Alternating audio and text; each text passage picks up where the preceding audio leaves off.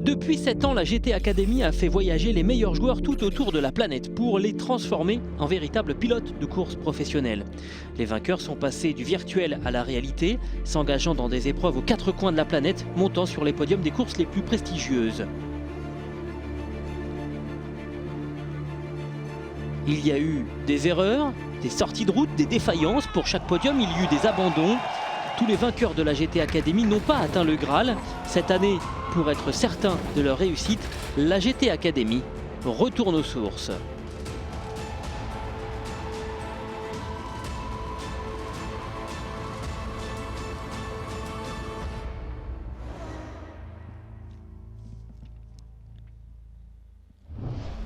Romain Sarrazin s'est imposé parmi 100 000 joueurs venus tenter de décrocher un contrat de pilote professionnel. Il fait désormais partie du GT Academy Driver Development avec pour objectif d'obtenir la licence internationale C et de pouvoir ainsi négocier une saison complète de course face à des pilotes professionnels.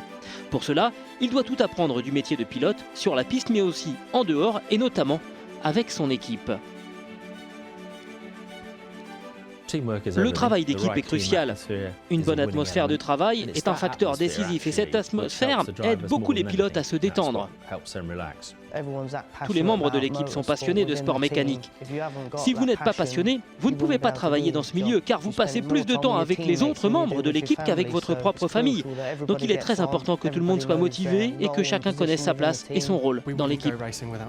On ne pourrait pas courir sans tout le travail en coulisses. Certains préparent les pneus pour qu'ils soient prêts au bon moment, d'autres s'occupent des ravitaillements en essence et en bout de chaîne il y a les pilotes. En travaillant bien et en prenant les bonnes décisions dans les stands, on leur permet de faire du bon travail sur la piste. Chacun a sa part de travail à faire et si tout le monde le fait de manière professionnelle, cela rend le week-end de course nettement plus facile. Les représentants de la GT Academy roulent ainsi sous les ordres de Bob Neville et de l'équipe qu'il dirige, le RGN Motorsport. Bob est un vieux loup de mer. Il a eu des centaines de pilotes à gérer, il est reconnu et respecté dans le monde de l'endurance et il a un rôle très important dans le programme de développement des pilotes. C'est un peu notre Yoda, on lui confie nos jeunes apprentis et quelques très bons enseignants et Oncle Bob est le plus respecté de tous.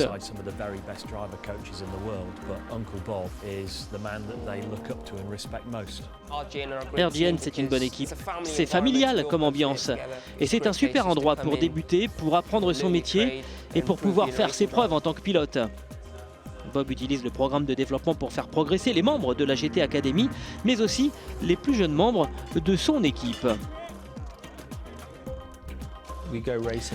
On court avec les vainqueurs de la GT Academy, mais je veux m'assurer que l'aventure n'est pas sans lendemain. Donc je forme aussi de jeunes ingénieurs et des mécaniciens qui découvrent eux aussi la compétition et les responsabilités. En général, je confie la gestion des pneus à des étudiants qui sortent de l'université, car je crois que pour comprendre la course, il faut commencer par les pneus. La température, la pression, l'usure, plein de choses en fait.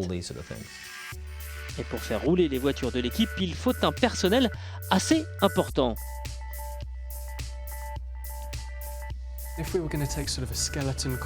L'équipe type, c'est un ou deux ingénieurs, un spécialiste moteur et électronique. On prévoit généralement 4 mécaniciens par voiture avec un chef mécano par équipage.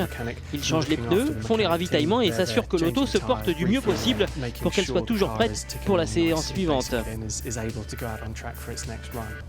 Le patron de l'équipe est toujours présent et il y a les coachs, les pilotes. C'est la structure de l'équipe pour permettre aux voitures de toujours être en ordre de marche. Il y a d'autres pilotes et d'autres personnes impliquées pour la logistique, les déplacements, l'hébergement ou la nourriture. En gros, ça représente une vingtaine de personnes pour une voiture et donc une quarantaine pour 2 autos. Les lauréats de la GT Academy sont venus des 4 coins de la planète pour intégrer l'équipe de Bob Neville installée près de Silverstone. Pour certains, cela constitue un changement énorme et c'est souvent pour ces jeunes garçons la première expérience loin du cocon familial. Une fois que vous avez gagné la GT Academy, il faut aller à Silverstone. Pour ceux qui viennent en Grande-Bretagne pour la première fois, c'est sans doute un peu plus difficile de quitter sa famille. Ils gèrent ça plutôt bien. Ils sont très occupés ici entre la préparation physique, les média training et même si leur maison doit leur manquer, parfois quand ils arrivent ici, ils veulent avant tout réussir. Alors ils mettent tout le reste de côté. C'est normal d'avoir le mal du pays, mais ça fait partie des épreuves qu'il faut surpasser. Romain Sarrazin doit également surpasser la fameuse barrière de la langue pour s'adresser à l'équipe en anglais. On s'est un petit peu trompé avec Romain à propos de l'anglais. On a cru qu'il comprenait mieux que ce qu'il comprend réellement. Et il est jeune, et donc il n'a pas osé nous dire parfois « Attendez, je ne comprends pas ce que vous me dites ». On m'a appelé pour l'aider à communiquer parce que son anglais n'est pas aussi bon que ça. Et je travaille avec son parrain Olivier Plat à Abu Dhabi. Il comprend mais il ne parle pas très bien. Et parfois il dit qu'il comprend alors qu'il n'a pas tout saisi. Non, je veux dire dans le virage. Ah non, dans le virage, c'est bon.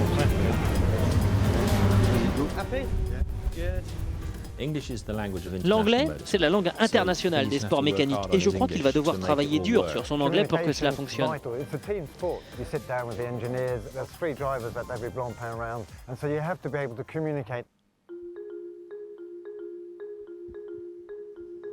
Romain vit avec les autres vainqueurs de la GT Academy, l'Australien Matt Simons notamment, qui l'aide à progresser. Ils doivent ainsi s'adapter tous les deux à leur nouvelle vie. On est dans notre appartement, c'est sympa, on est à 20 minutes de Silverstone. En France, je vivais chez mes parents et c'est la première fois que je vis seul. Alors il me manque un peu, mais j'adore ce qu'on fait ici et je me sens vraiment chez moi. On s'entend bien, il est cool, il ne s'énerve jamais, donc on est content d'être avec lui. C'est une bonne motivation aussi. On va au sport ensemble, on travaille dur parce qu'on veut la même chose, continuer à faire des courses et on a cette chance incroyable de partager cette expérience ensemble. Ma principale activité, c'est de manger. Je mange beaucoup, et notamment beaucoup de carottes. Les pilotes doivent faire attention à leur diététique et cela n'a pas été évident pour Romain. On doit manger sainement parce que nous sommes des athlètes, mais le chocolat me manque. On mange beaucoup de chocolat en France et j'ai horreur de cuisiner. Tout ce que je fais, c'est immangeable. Je ne suis pas vraiment un bon cuisinier, même si je suis français. Et ils doivent aussi mettre au point leur programme de préparation physique entre les courses. En général, le soir, on se repose, on mange, et puis ensuite, on fait nos devoirs. L'important, c'est d'apprendre les circuits et de se préparer pour le week-end de course qui suit. Il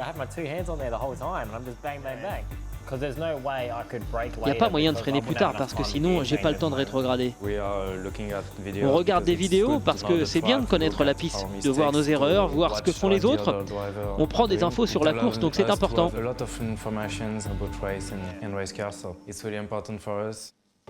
Les pilotes sont également intégrés à l'équipe RGN dans tous les domaines.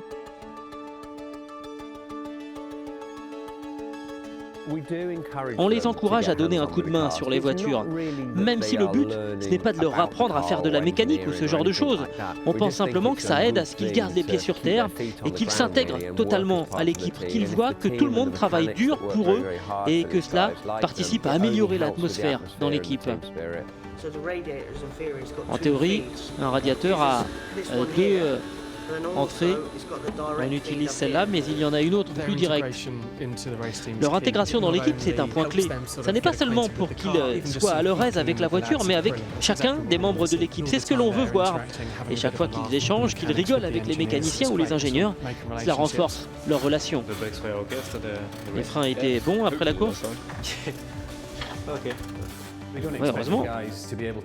On ne veut pas que les garçons soient capables de changer la boîte de vitesse pendant la course. Il est important qu'ils comprennent les bases et la dynamique de la voiture. Après une séance, ils peuvent donc parler avec les ingénieurs et les mécaniciens, aider à identifier les problèmes et peut-être même proposer une direction pour changer quelque chose et améliorer le comportement de la voiture. Mais pour cela, il faut comprendre les ressorts, les suspensions. C'est très utile.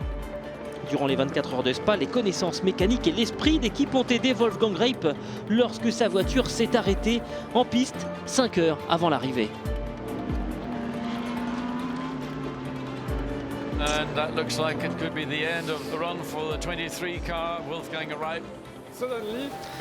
D'un seul coup, la voiture s'est arrêtée, plus rien. Je me suis demandé ce qui se passait.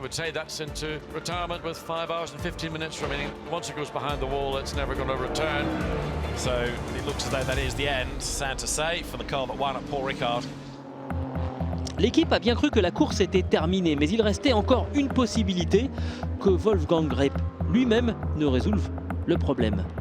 Le règlement autorise le pilote à intervenir sur sa voiture. Ça nous renvoie un petit peu au passé quand il partait avec les outils dans la voiture.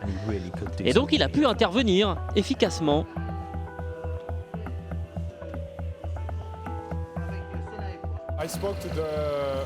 J'ai parlé avec les mécaniciens et les ingénieurs à la radio pour leur expliquer le problème. Et ils m'ont dit de prendre la petite trousse à outils dans la voiture. Ils pensaient à un problème de fusible. Alex a pris un scooter et il a emmené un mécanicien. Il est allé dire à Wolfie ce qu'il devait faire.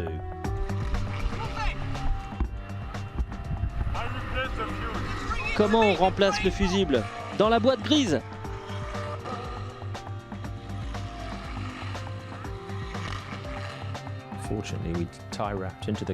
Heureusement, on met toujours quelques pièces de rechange cruciales dans la voiture.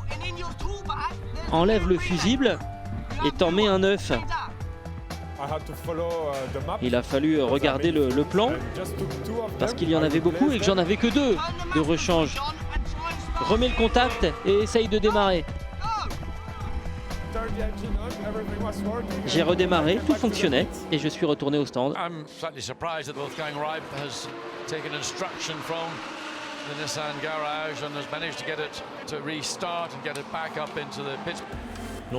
Normalement, quand une voiture s'arrête en piste, c'est fini. Mais là, j'étais très content. Ça a été un très bel effort de sa part de ne pas immédiatement jeter l'éponge.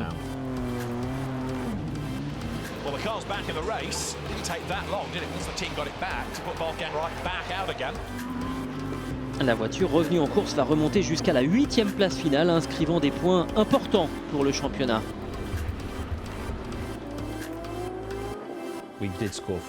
On a marqué 4 points et on a gagné le championnat Blancpain avec 4 points d'avance. Donc tout est dit.